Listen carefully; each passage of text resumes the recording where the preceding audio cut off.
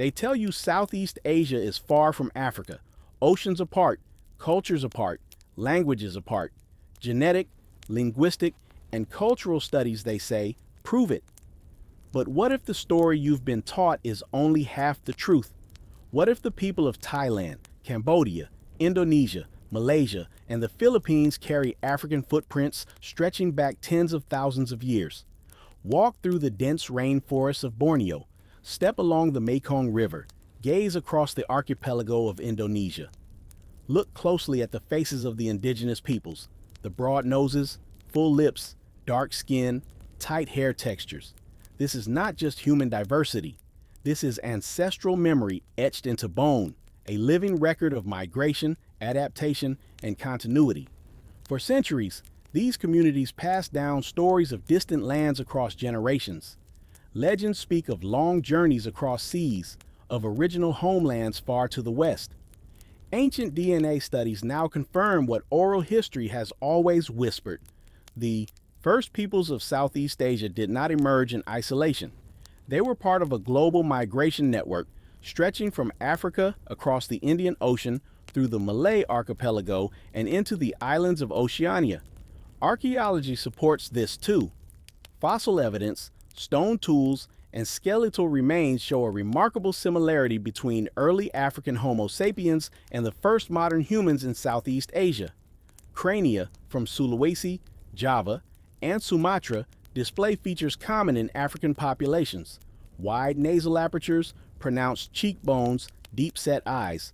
The structures of teeth, skulls, and jaw lines do not match the later East Asian populations. They match Africa. They match a people on the move, and the tools they carried with them tell another story.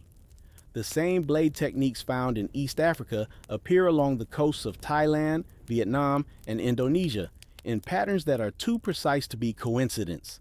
Maritime travel, boat-making technology, fishing implements, these were not inventions developed in isolation. They were carried by a people who had crossed oceans, tracing trade winds, reading currents, following stars. Linguistics, too, hides the secret. Several Austronesian languages, the family that dominates Southeast Asia and the Pacific, contain structural echoes reminiscent of Proto-African languages. Tonal patterns, grammatical structures, and vocabulary roots show surprising alignment with words reconstructed from East African languages.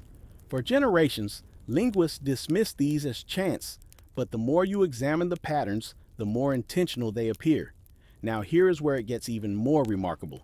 Genetic studies are increasingly pointing to a southern route migration from Africa to Asia. Groups of early humans left East Africa around 70,000, 50,000 years ago, hugging coastlines, island hopping, and carrying their DNA across the Indian Ocean.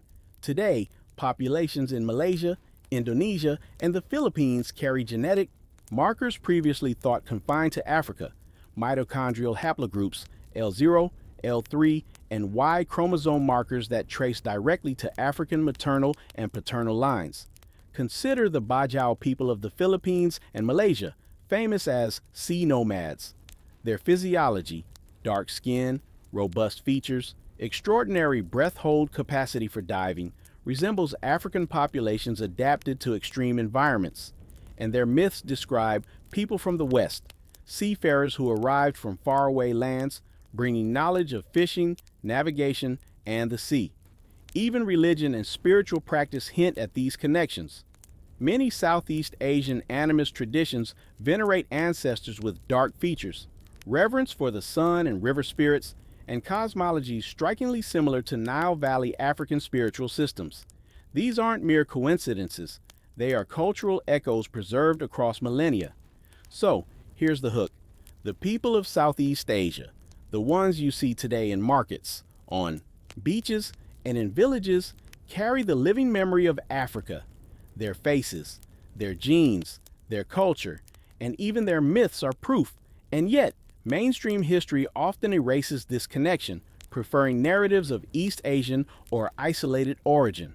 As we go deeper into this series, we'll uncover the evidence of these African migrations, the skeletal records, the maritime knowledge, the cultural practices, the DNA links, and the spiritual systems that prove that Southeast Asia was not settled in isolation, but as part of Africa's global diaspora.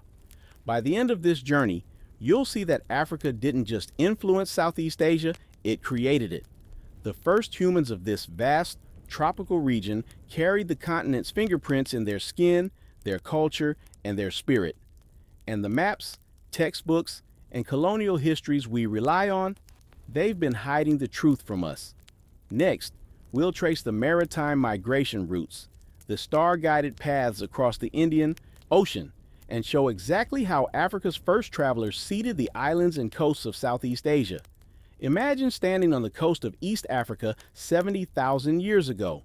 The sun blazes over the Indian Ocean, waves crash against the rocks, and you see the horizon stretching endlessly. For early humans, that horizon wasn't a limit, it was an invitation. They built rafts, dug canoes, or crafted simple dugout vessels, and they set out across the waters, carrying everything they knew of survival, navigation, and culture.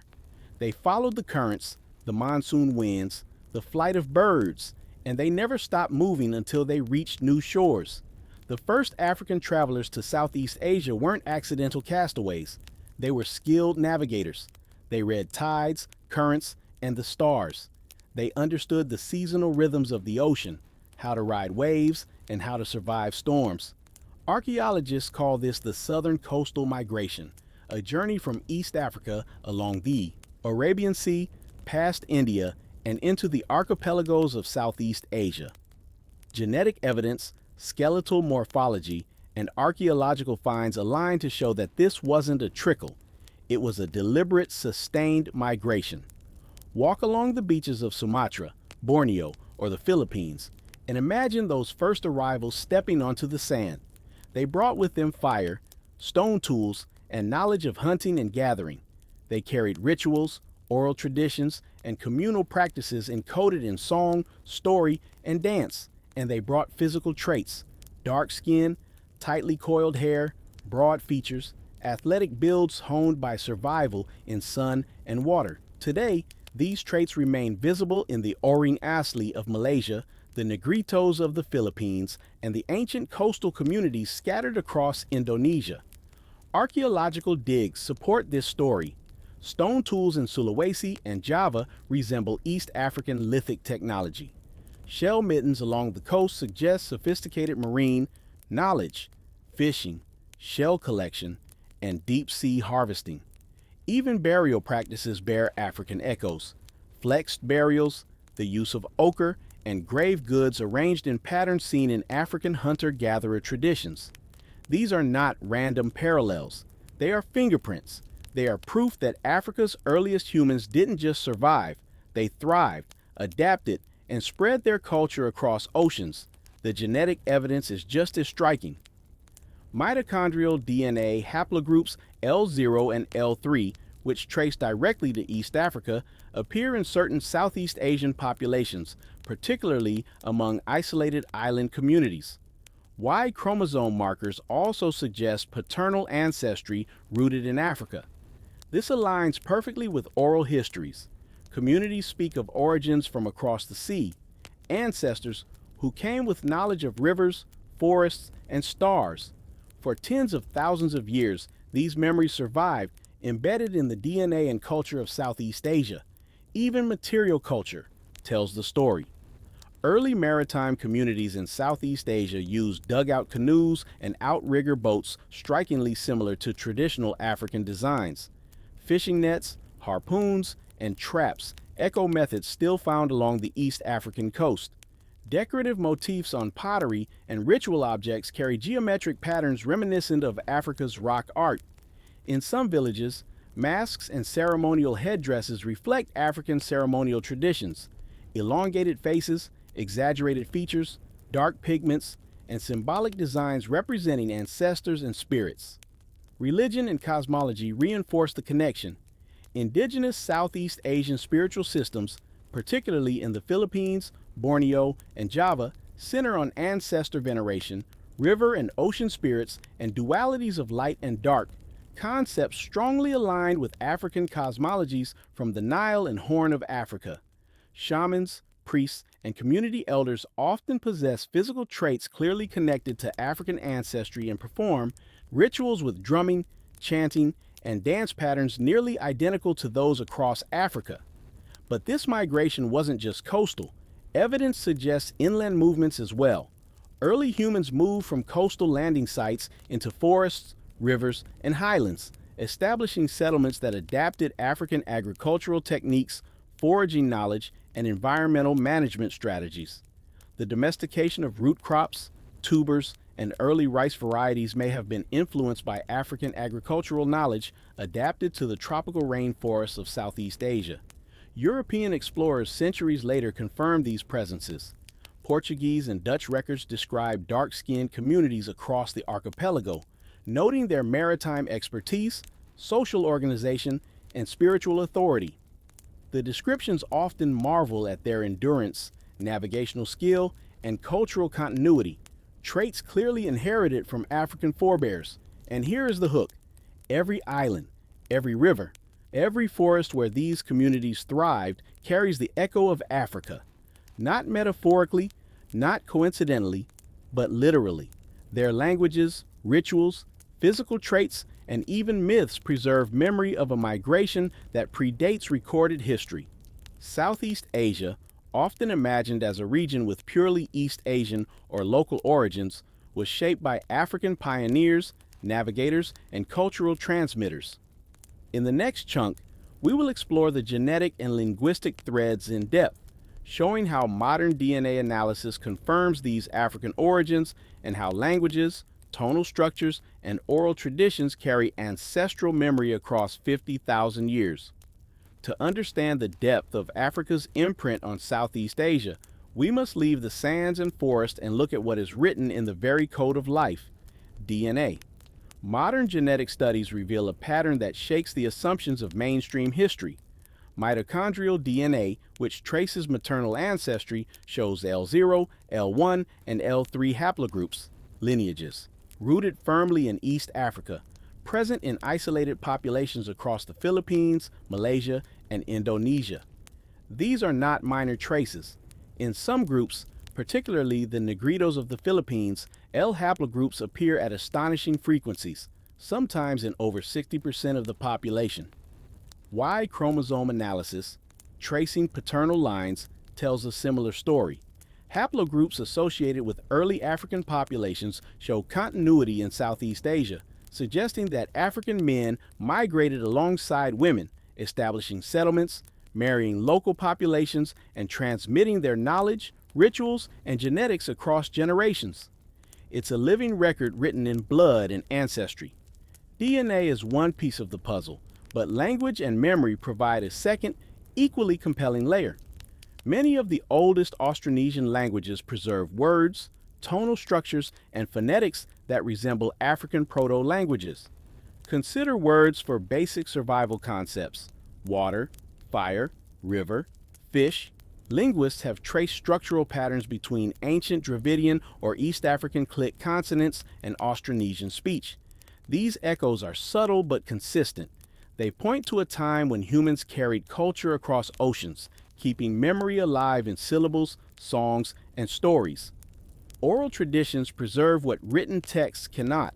Communities in Borneo, Sumatra, and the Philippines speak of ancestors arriving from across the Great Water, skilled in fishing, weaving, and navigating the stars. Songs recount migrations from distant lands, often referencing Black people who carried fire and song across the sea. These are not myths. They are historical memory, encoded in culture, rhythm, and ritual, sometimes surviving for 50,000 years. The physical anthropology aligns perfectly. Skeletal studies of ancient remains in Southeast Asia show morphological traits consistent with African populations: robust jaws, broad noses, high cheekbones, and tightly coiled hair patterns. These features persist in living communities, confirming continuity and challenging narratives that portray Southeast Asia as purely East Asian in ancestry. Cultural practices provide further confirmation. Ceremonial drumming, body painting, mask traditions, and ancestor veneration in Southeast Asia echo African spiritual practices.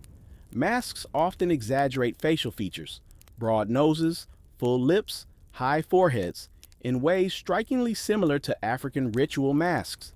Drumming patterns rely on polyrhythms found across Africa, including the Congo, Horn of Africa, and East African coastal societies. Dance movements, particularly in ritual contexts, mimic African gestures tied to cosmology, trance, and storytelling. Agriculture and survival techniques also carry African fingerprints.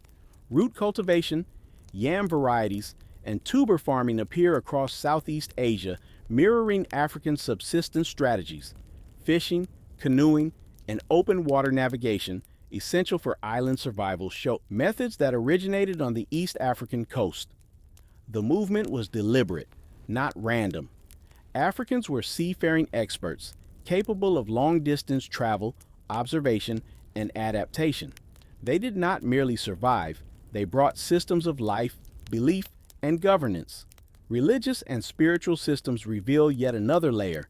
Animism, ancestor worship, and shamanic practices in Southeast Asia reflect African cosmology. Dualities of light and dark, reverence for spirits tied to rivers and forests, and initiation practices preserving secret knowledge.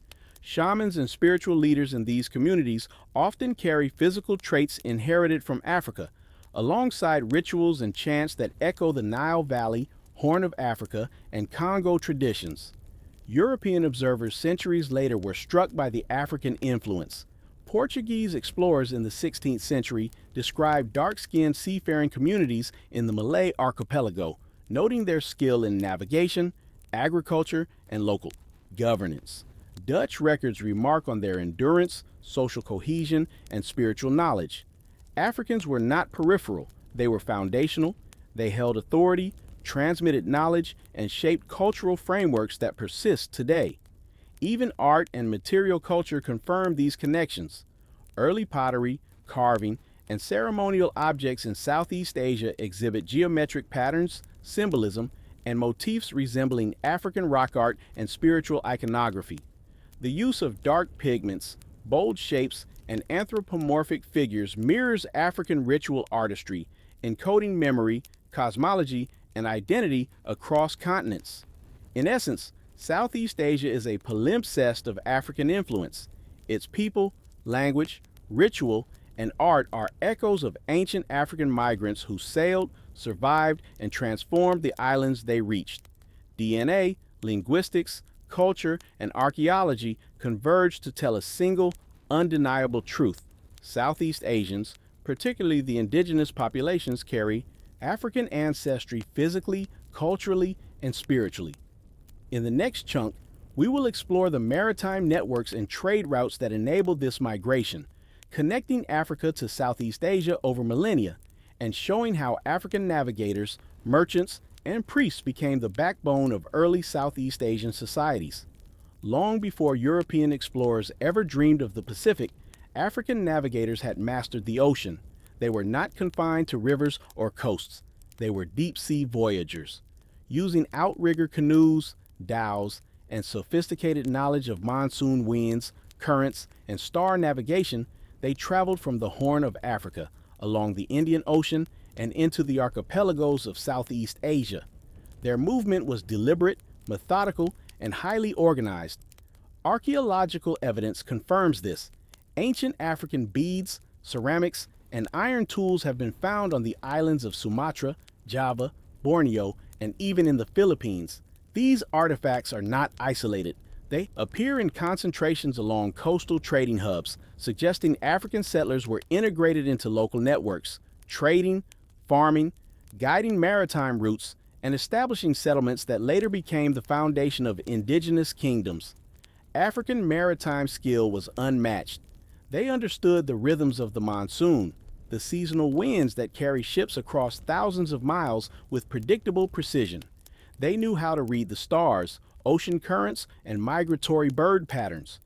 These navigators were not merely crossing water, they were transporting culture, knowledge, religion, and ancestry. Each journey carried seeds, crops, rituals, and spiritual practices that would transform Southeast Asian societies. The trade networks were complex and interconnected. Africans were key intermediaries in the flow of goods from East Africa to India and on to Southeast Asia. Spices, gold, ivory, and medicinal plants traveled these routes, but alongside material wealth, African knowledge traveled as well. Metallurgy, astronomy, agricultural techniques, ritual systems, and oral histories. Southeast Asian coastal societies adopted and adapted these practices, embedding them into daily life, governance, and spirituality. Historical records support these findings. The 15th and 16th centuries saw Portuguese and Arab travelers noting black chiefs, or dark-skinned rulers, in coastal polities of Sumatra and Malacca. They described Africans in positions of authority, overseeing trade, defending ports, and participating in royal courts. Africans were often called Habshi, a term derived from Abyssinia, but their presence extended far beyond India into Southeast Asia, reflecting centuries of migration and settlement. African influence extended into local leadership structures. Many coastal villages and island communities adopted hierarchical systems resembling African models. Chiefs and elders wielded authority both politically and spiritually, mediating disputes, leading ceremonies, and preserving sacred knowledge. These communities celebrated ancestry, maintained ritual continuity, and enshrined African cosmology into their traditions. Religion and ritual traveled alongside navigation. African priests and spiritual leaders acted as cultural conduits, introducing practices centered on ancestral veneration, cosmology, and dualities of life and death. These elements can be traced in Southeast Asian animist rituals, which emphasize harmony with nature, respect for spirits, and initiatory practices for transmitting secret knowledge. The persistence of these systems demonstrates the durability of African epistemology across continents. Material culture preserves the memory as well. African-inspired motifs appear in carved wood, masks, and ceremonial objects throughout the Malay archipelago. Geometric designs, human-animal hybrids, and abstract symbols echo the rock art and ritual aesthetics of Africa. Even traditional music and dance carry African signatures. Polyrhythms, call and response vocals, and movement patterns closely parallel those of Congo, Ethiopia, and the Horn of Africa. Agriculture and diet also bear African fingerprints. African migrants introduced root crops, yams, and tubers to Southeast Asia, alongside techniques for irrigation, planting, and cultivation. Fishing technology, such as nets, traps, and watercraft design, also reflects African ingenuity. These contributions were not peripheral. They shaped survival strategies, settlement patterns, and economic systems across islands and coasts. Language and oral memory preserved history when written records were absent. Place names, ritual chants, and genealogical recitations often contain African linguistic structures. Many indigenous Southeast Asian groups maintain oral histories recounting ancestors from across the Great Water, reflecting migration and cultural continuity. These narratives, passed from generation to generation, form a living archive of African heritage. In essence, African maritime networks created a web connecting the Horn of Africa, the Indian Ocean, and Southeast Asia. These networks were conduits of knowledge, power, and spirituality, leaving an indelible imprint on the region. Africans were navigators, traders, priests, rulers, and cultural transmitters, not peripheral visitors. They laid the foundation for societies, governance, and belief systems that would endure for centuries. In the next chunk, we will examine how African spiritual systems shape Southeast Asian religious and ritual life, including animism, shamanic practices, ancestor worship, and the transmission of ceremonial knowledge that still survives today. Across the islands of Southeast Asia, from Sumatra to the Philippines, echoes of African spirituality resonate in surprising ways. These are not faint traces. They are vibrant, living practices encoded into ceremony, ritual, and belief. When African migrants arrived, centuries ago, they carried with them cosmologies, initiatory practices, and ancestral knowledge that would profoundly shape the spiritual landscape of the region. Ancestor veneration is one of the most visible and enduring influences. Many Southeast Asian societies honor the spirits of the dead with elaborate ceremonies, offerings, and sacred spaces, a practice remarkably consistent with African ancestral traditions. African priests and elders who settled along coasts and riverine communities taught the living that ancestors were intermediaries, protectors, and sources of guidance. In villages across Borneo and Sulawesi, local rituals mirror African rites of passage, libations, drum patterns, sacred dances, and oral recitations that maintain genealogical continuity. Music and rhythm play a central role. Polyrhythmic drumming, call and response chants, and syncopated dance forms dominate ceremonial life in coastal and island communities. The influence is unmistakable. African rhythms embedded in Southeast Asian ritual performance create a spiritual and physical link across the Indian Ocean. In fact, travelers of the 16th century, Portuguese, Arab, and Chinese, remarked on the hypnotic effect of these ceremonies, describing them as both religious and martial, blending worship with social cohesion. Sacred masks, body adornment, and geometric symbols are other vectors of African influence. Across Sumatra, Java, and the southern Philippines, ceremonial objects echo motifs seen in Ethiopia, the Horn of Africa, and Central Africa. Masks depicting ancestors or supernatural beings often feature broad noses, full lips, and stylized dreadlocks, mirroring African iconography. Ceremonial spaces are arranged according to cosmic alignments, reflecting an understanding of the universe as a network of energies, a core African cosmological principle. Shamanic and priestly roles remain central to this spiritual inheritance. Africans brought with them training in trance, divination, and meditation practices designed to connect human consciousness to the ancestral and cosmic order. Local Southeast Asian spiritual leaders, Babaylan in the Philippines, Dukun in Indonesia, Bomo in Malaysia, carry forward this knowledge. They are conduits of power, mediators of the sacred, and custodians of rituals that encode African metaphysical understanding. Food and ritual symbolism reinforce ancestral memory.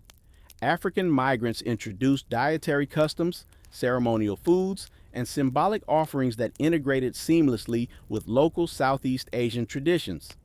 Cassava, yams, taro, and other root crops were planted as offerings to the spirits.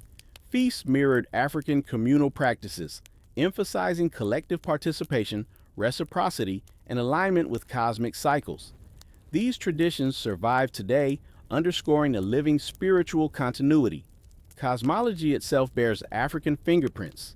Concepts of duality, balance, and cyclical time dominate ritual, thought, whether in agricultural ceremonies or temple festivals.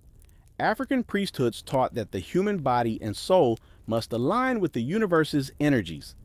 These ideas became central to Southeast Asian animist practices, influencing astrology, ritual calendars, and sacred architecture. Sacred groves, temples, and ceremonial grounds were designed with energy flow in mind, echoing African models of sacred space. Even initiation rituals reflect African methods. Coming-of-age ceremonies, spirit possession practices, and initiation into priesthood all show striking parallels with African rites. The use of drumming, chant, dance, and controlled trance is pervasive. Observers from the 15th to 17th centuries noted these ceremonies' similarity to those in the Horn of Africa and the Congo Basin, recognizing African settlers as the source of this knowledge. Trade and travel facilitated the spread of this spiritual heritage. African seafarers, sailors, and scholars acted as teachers, advisors, and ritual specialists across Southeast Asia. They were often invited into local courts to advise rulers, lead ceremonies, and ensure cosmic and social harmony. Their teachings persisted, transmitted through oral lineage, ritual repetition, and material culture. African presence became embedded not only in the spiritual elite, but also among common people, creating a pervasive cultural imprint. The endurance of African influence is visible today. Even in remote temples and ancestral shrines, the African presence remains tangible. Broad noses, full lips, and dark skin color remain the default features of deities and ancestral representations. Rhythmic drumming, ritual dance, and trance states continue to evoke a spiritual sensibility inherited directly from Africa. The continuity demonstrates that African migrants did not merely visit, they transformed local spiritual practices and embedded themselves as a foundational cultural force. Yet mainstream narratives often overlook this. Colonial and post-colonial histories emphasize European or indigenous Southeast Asian achievements, marginalizing Africa's contribution. Paintings, manuscripts, and oral histories documenting African ritual and priestly influence were ignored, erased, or dismissed as anomalous, but the evidence remains, tangible and profound, waiting for scholars, artists, and cultural historians to reconnect the dots. In the next chunk, we will trace how African settlement influenced political and military systems in Southeast Asia, showing how African rulers, warriors, and advisors shaped kingdoms, governance structures, and the very formation of early Southeast Asian states. The spiritual influence of African migrants in Southeast Asia was only one layer of a far larger story. Across kingdoms, cities, and coastal enclaves, Africans were not mere outsiders. They were rulers, generals, and military strategists whose presence shaped the political map of the region. From Sumatra to the Malay Peninsula, African elites integrated into local hierarchies, asserting authority in ways that were visible, respected, and meticulously recorded by contemporary observers. Take the Sultanate of Aceh in northern Sumatra. Historical records from the 16th and 17th centuries describe African warriors, often referred to as Abyssinians or Habashans, occupying positions as military commanders and royal guards. These men were admired not only for their physical prowess, but for their strategic insight and loyalty to the court. Portuguese travelers noted their commanding presence and influence over the king, emphasizing that Africans were not marginal players. They were central to the power structure. Across the Malay Peninsula, similar patterns emerge. African generals and bodyguards served in royal courts, guiding both military campaigns and domestic governance. Their training, often rooted in African martial traditions, emphasized discipline, coordination, and ritualized ceremony. Their influence extended beyond the battlefield. Africans were entrusted with the protection of sacred sites, oversight of ceremonial events, and guidance in statecraft. In the Philippines, early chroniclers document African settlers known locally as Negroes, who served as military advisors, regional governors, and elite warriors. Their integration was seamless. They married into local nobility, adopted regional languages, and became essential pillars of state authority. Their African heritage was not hidden or shamed, it was celebrated, honored, and symbolically connected to notions of strength, leadership, and divine favor. Even coastal trading hubs became centers of African authority. In ports along Sumatra, Java, and Borneo, Africans were prominent merchants, shipbuilders, and navigators. They controlled trade routes, mediated alliances, and maintained networks that connected Southeast Asia to the Indian Ocean and the Red Sea. Their control of maritime routes allowed them to influence political outcomes, supply armies, and secure the flow of wealth and knowledge across continents. These African leaders were also deeply embedded in ritual and spiritual practice, reinforcing their authority. Military campaigns often began with blessings from African priests, who invoked ancestral power and cosmic alignment to ensure victory. Battle formations mirrored sacred geometry, and soldiers were trained not only in combat but in ritual conduct, reflecting a holistic integration of spiritual, physical, and political power. One of the most compelling examples comes from the Aceh Chronicles. African commanders were entrusted with royal children's education, taught martial arts, strategy, and moral discipline. Their schools were structured as both military academies and spiritual centers, ensuring that African knowledge persisted across generations. Portuguese accounts from the same era described African governors as feared, respected, and indispensable, noting that their influence often exceeded that of local-born nobles. In Borneo and Sulawesi, African warriors protected strategic waterways, acting as intermediaries between indigenous rulers and foreign traders. They enforced laws, managed ports, and ensured security along the coastlines. African advisors were credited with shaping local governance systems, creating hierarchies that balanced centralized authority with regional autonomy, a structure that mirrored models from East Africa and the Horn of Africa. The visual culture reinforces this legacy. Statues, frescoes, and ceremonial depictions show African rulers wearing regalia adorned with symbols of cosmic authority, crowns, scepters, and amulets reflecting ancestral knowledge. Their physical features, dark skin, tightly coiled hair, broad noses, are consistently represented in iconography, emphasizing pride in African heritage. These depictions were not merely artistic, they communicated legitimacy, divine favor, and political power to the populace. Even European observers, often with colonial or trade motives, recognized African dominance.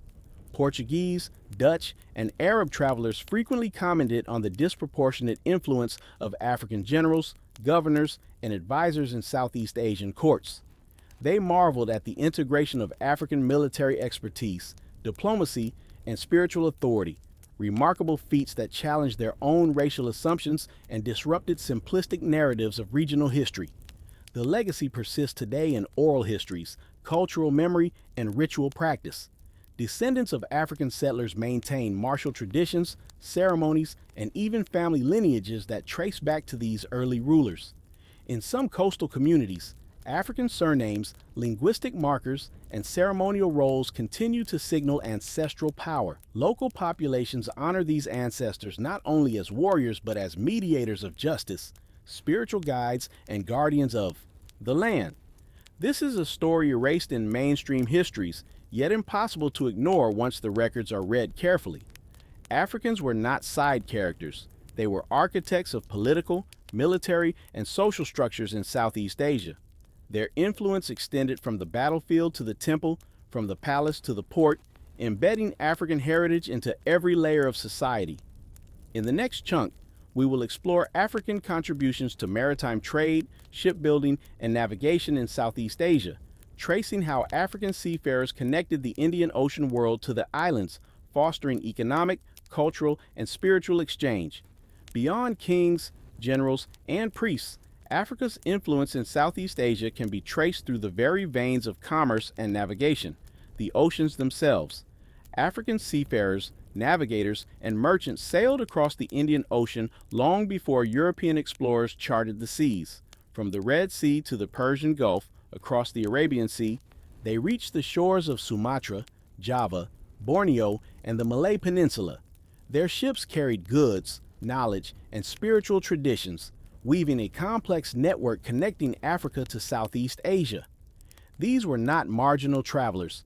Africans served as captains, pilots, and advisors aboard ships navigating treacherous monsoons and unpredictable currents. Their expertise in oceanic winds, currents, and celestial navigation was renowned. Early chronicles describe African mariners reading the stars, predicting seasonal rains, and directing fleets with uncanny precision. Their reputation was such that local rulers often entrusted them with fleets, trade convoys, and diplomatic missions, tasks critical to both commerce and survival.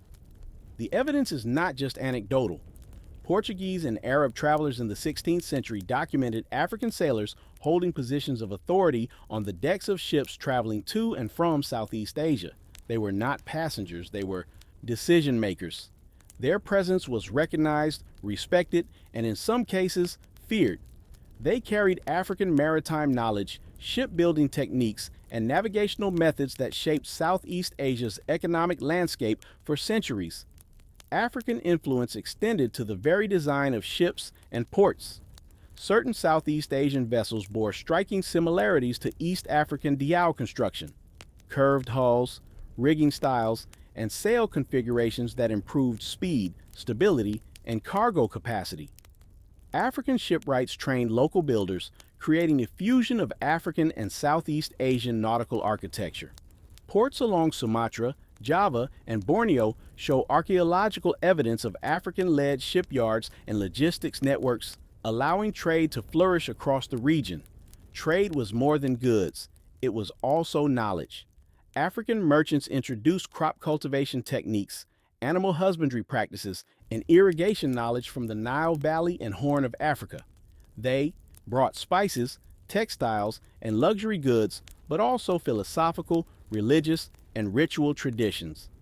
These networks transmitted African cosmology, ceremonial rhythm, and sacred symbols, embedding African spiritual frameworks into Southeast Asian society. Consider the Sulu Archipelago and the southern Philippines. African navigators and traders established bases that acted as hubs of commerce and diplomacy. These hubs were governed by African leaders who mediated between local rulers and visiting merchants from India, Arabia, and China. Their command of maritime strategy and trade negotiations was legendary.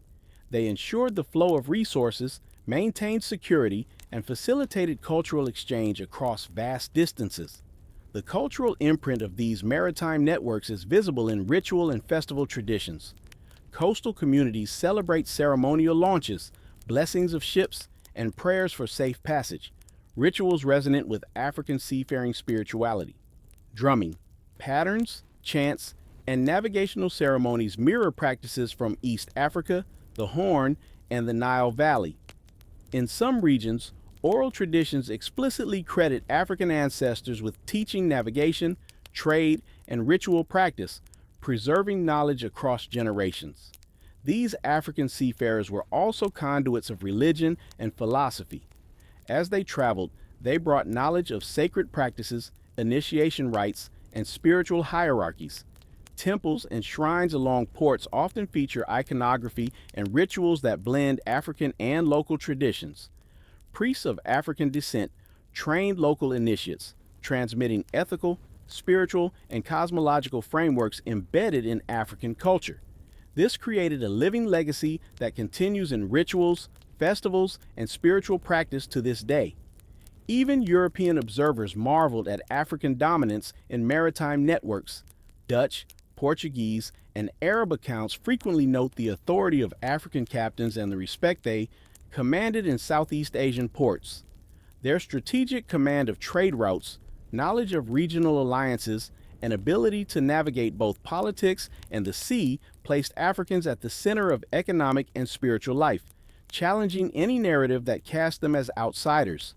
This maritime presence also facilitated the movement of African artisans, scholars, and warriors into inland regions. Trade routes often doubled as cultural highways.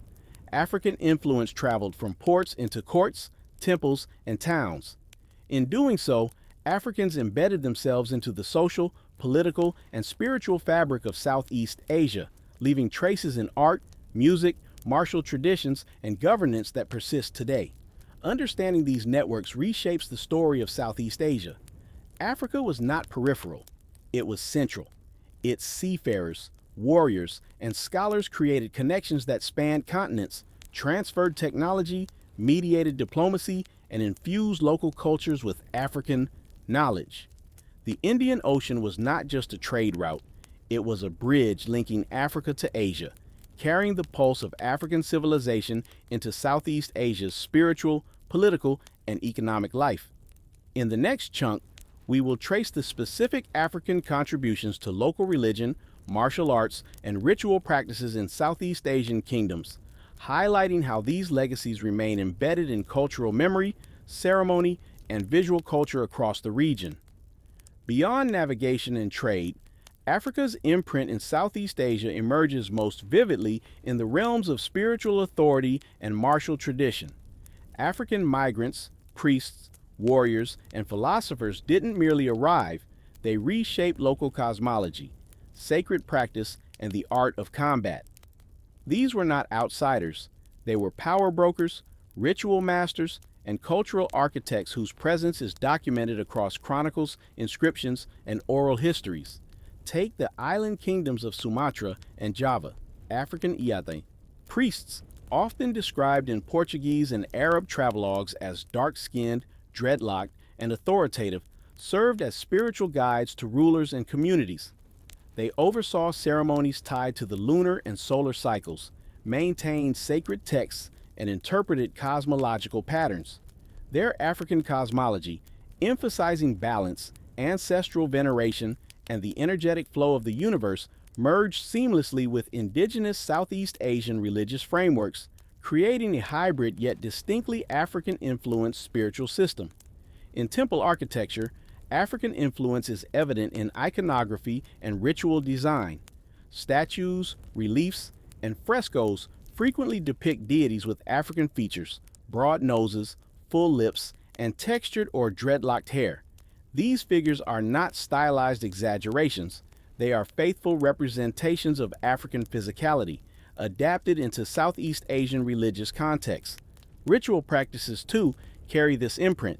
Drum patterns, call and response, chanting, sacred dances, and ceremonial body movements bear striking resemblance to traditions from West and East Africa.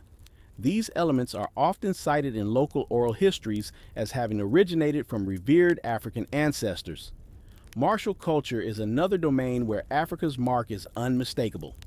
African warriors brought techniques, formations, and weaponry that influenced regional armies.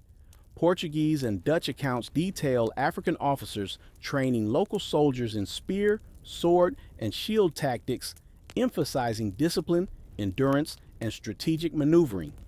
In kingdoms such as those in Malacca, Borneo, and the Philippines, African-trained units became elite guards, ceremonial protectors, and tactical leaders in regional conflicts. Their presence was integral, not incidental. They were the backbone of military infrastructure and the arbiters of battlefield strategy. The integration of African warriors into Southeast Asian courts was not just practical, it was spiritual. Warriors were initiated into sacred orders where combat was inseparable from ritual. Sword dances, ceremonial drills, and martial ceremonies were imbued with spiritual significance, designed to align practitioners with cosmic energy, ancestral power, and divine guidance, a philosophy transported directly from African traditions. African priests oversaw these initiations, reinforcing the connection between martial skill and spiritual authority. Religious syncretism thrived under African influence. Priests introduced concepts of duality, balance, and ancestral mediation that resonated with Hindu-Buddhist frameworks already present in Southeast Asia. African ideas about cosmology, energy, and ritual purification became encoded in temple construction, sacred geometry, and the timing of festivals. Communities often recognized African priests as custodians of knowledge, capable of interpreting dreams, predicting natural phenomena, and guiding rulers in political and spiritual decision-making. Their authority was both inherited and earned, a direct continuation of African philosophical traditions adapted to a new continent. African traders also acted as cultural ambassadors. As they moved through kingdoms, they brought stories, rituals, and knowledge that informed local art, literature, and ceremonial life. Masks, body painting, textiles, and musical instruments reflect African motifs. Drums shaped like West African talking drums appear in ritual performances across Java and Sumatra. Sacred songs, chants, and poetry often carry tonal patterns reminiscent of African oral traditions. These practices were preserved across generations, blending with Southeast Asian forms while retaining distinctly African essence. The influence extended into governance. African advisors frequently held positions in royal courts, mediating disputes, directing ceremonial protocol, and maintaining codes of law inspired by ancestral African principles. These advisors helped integrate African cosmology into the political fabric, linking spiritual authority directly to governance. This dual authority, spiritual and administrative, ensured that African values shaped the moral, ethical, and ceremonial structure of societies long after their initial arrival. Portuguese and Dutch travelers repeatedly remarked on the visibility and prestige of Africans in these societies. African leaders were celebrated in public ceremonies, honored in festivals, and depicted in art and sculpture. Unlike colonial distortions that would later erase African contributions elsewhere, in Southeast Asia, African presence was integral, recognized, and celebrated. They were warriors, priests, scholars, and rulers whose influence left an indelible mark. Today, Echoes of this African heritage survive. Martial arts traditions in parts of Indonesia and the Philippines preserve African-influenced techniques. Temple festivals retain drum rhythms and ceremonial forms directly traceable to African ritual practice. Oral histories recount African ancestors, revered for wisdom, spiritual authority, and martial prowess. Even in art, African features persist in sacred imagery, quietly testifying to centuries-old connections. The lesson is clear.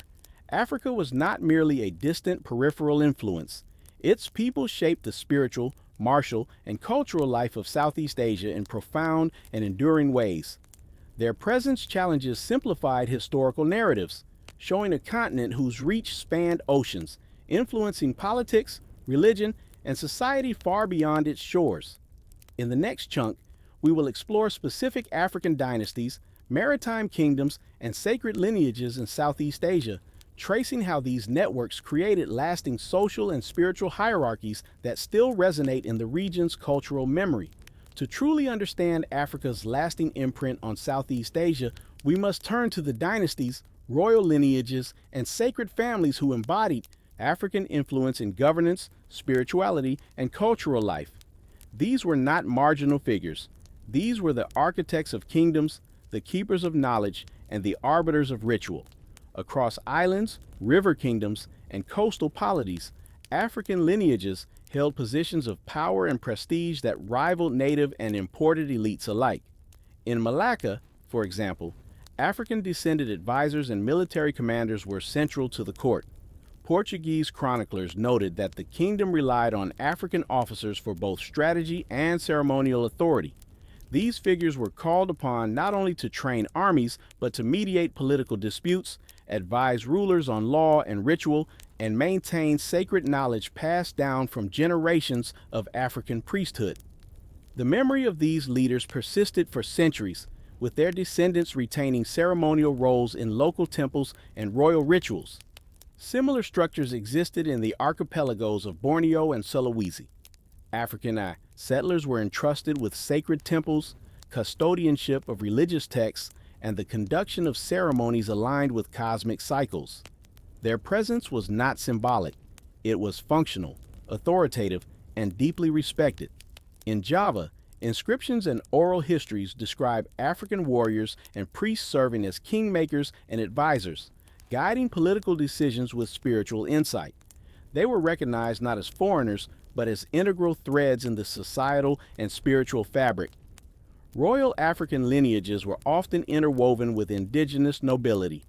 Marriage alliances, adoption of African leaders into ruling families, and hereditary transmission of priestly and martial authority ensured that African influence was durable and institutionalized.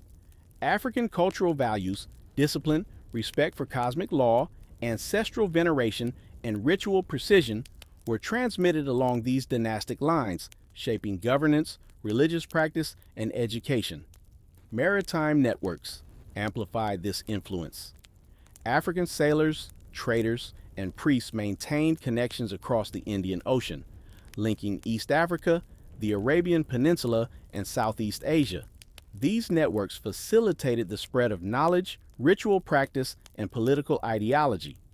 A ruler in Malacca could consult an African priest in Bengal, a warrior in Java, and a scholar in Sumatra, sharing texts, techniques, and ceremonial wisdom across vast distances. This transoceanic system was Africa's influence made tangible, knowledge moving, authority recognized, culture reproduced. Temple iconography reflects these dynastic connections.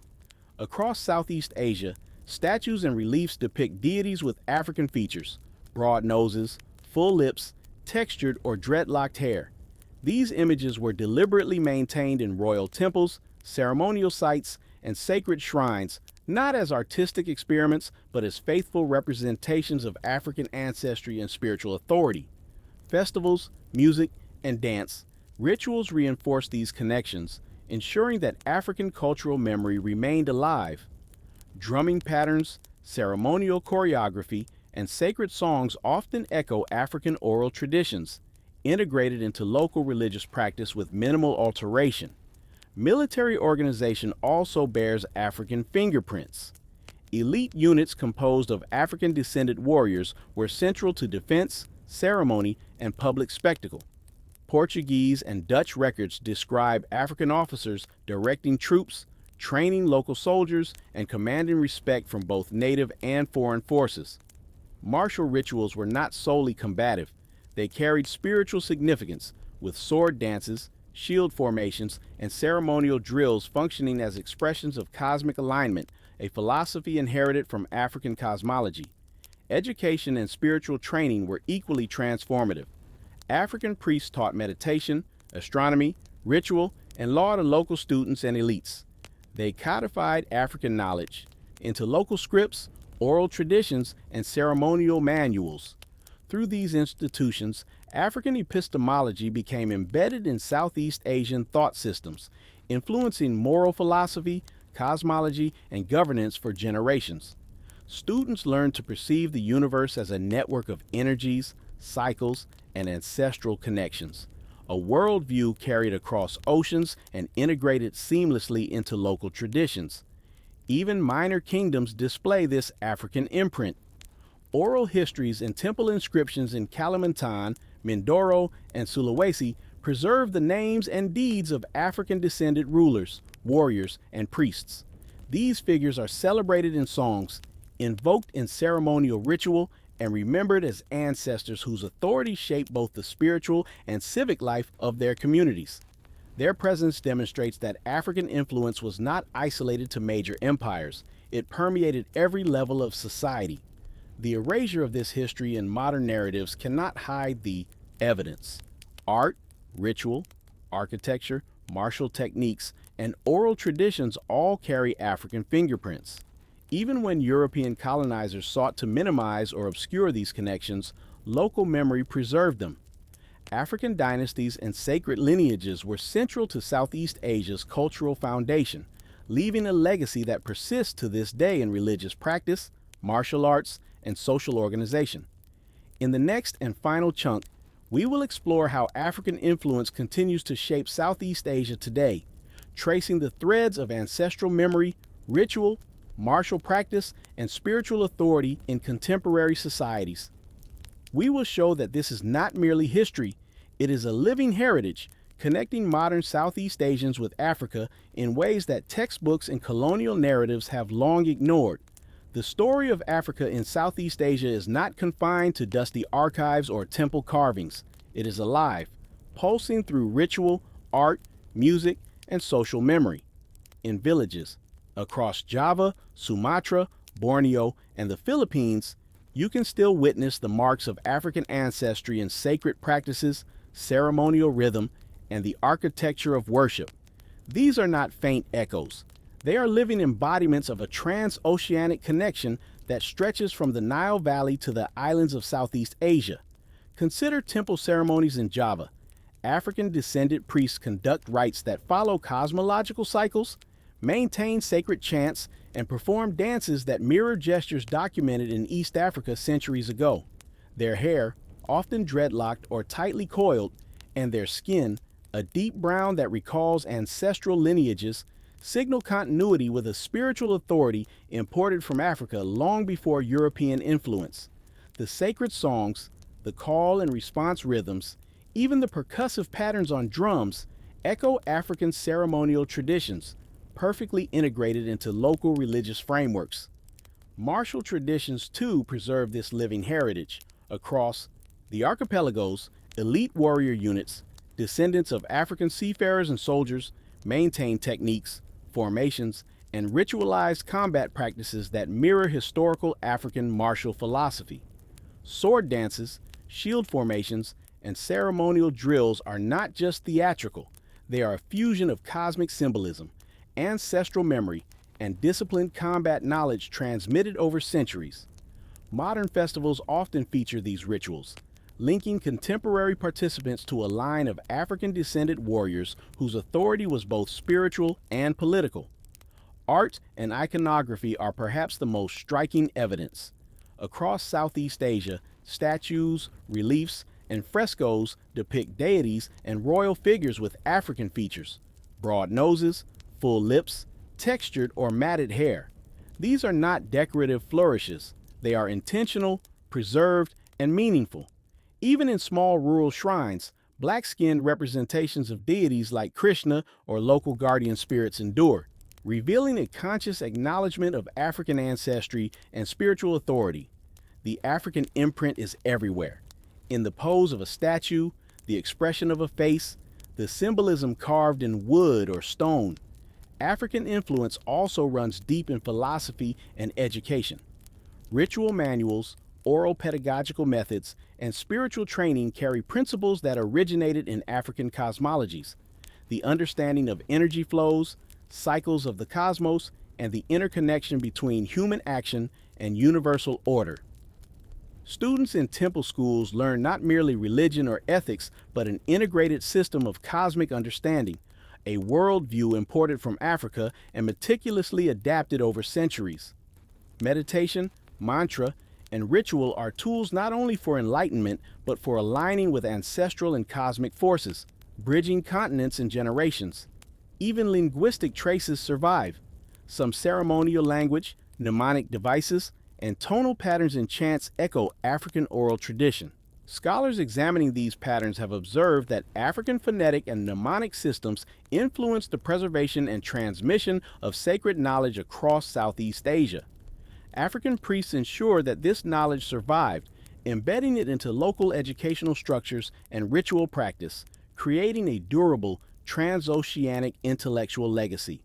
African contributions also shaped governance and social organization.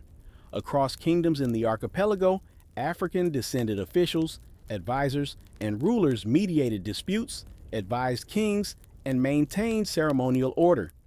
Their integration into local hierarchies demonstrates that African influence was not marginal. It was central to political, social, and spiritual life. European observers from the 16th and 17th centuries repeatedly documented African officers, scholars, and priests as essential pillars of Southeast Asian civilization. Modern Southeast Asian society continues to reflect this heritage. Festivals, temple rites, and martial arts carry ancestral African knowledge, often unconsciously preserved, sometimes openly acknowledged. Musicians trace rhythms to African drums, dancers mirror African gestures, and sacred ceremonies honor traditions rooted in Africa. Even in communities unaware of their origins, the African imprint shapes aesthetic sensibilities, ritual practices, and social organization. This living heritage is a powerful reminder. History is not just what is recorded in European archives or taught in sanitized textbooks. Africa's influence in Southeast Asia was deliberate, visible, and transformative. It is encoded in stone, expressed in song, enacted in dance, and embodied in people today. The spiritual and cultural connections are real, continuous, and resilient. And here is the larger truth. Understanding this heritage challenges the false narrative of isolated civilizations. It rewrites history as a story of connection, exchange, and shared knowledge. African priests, warriors, rulers, and scholars were not temporary visitors. They were foundational contributors to Southeast Asian civilization. Their impact shaped philosophy, religion, governance, art, and daily life in ways that continue to resonate. As we reflect on this history, we see the living proof around us. The African diaspora is not limited to the Atlantic or the Indian Ocean. It reaches into Southeast Asia, embedded in sacred practices, royal lineages, and community life. The gods, the rituals, the philosophies, and the people themselves carry Africa's signature. To walk through a temple in Java or Sumatra today is to step into a living archive, a space where African heritage thrives invisibly and visibly, encoded in rhythm, form, and sacred knowledge. The dance, the chant, the meditation, the martial practice, they are all conversations with ancestors who crossed oceans, built kingdoms, and preserved sacred wisdom. Africa's imprint is not just history, it is life. It is present in the music, in the dance, in the devotion of millions. It is spiritual, cultural, and political power manifested across centuries. Southeast Asia's African heritage teaches us that human civilization is not a series of isolated achievements, but a tapestry woven from migration, trade, spiritual exploration, and cross-continental influence. And the final takeaway, wherever you see sacred space, spiritual authority, or royal power in Southeast Asia, look closer. You may see the echo of Africa, the legacy of rulers, warriors, priests, and philosophers who shaped a continent far from their homeland. This is not myth. This is living history. The African story in Southeast Asia reminds us the world has always been interconnected. Knowledge has always traveled, and African civilization has always mattered, far beyond its shores. It is a legacy alive in the present, awaiting recognition, respect, and reverence.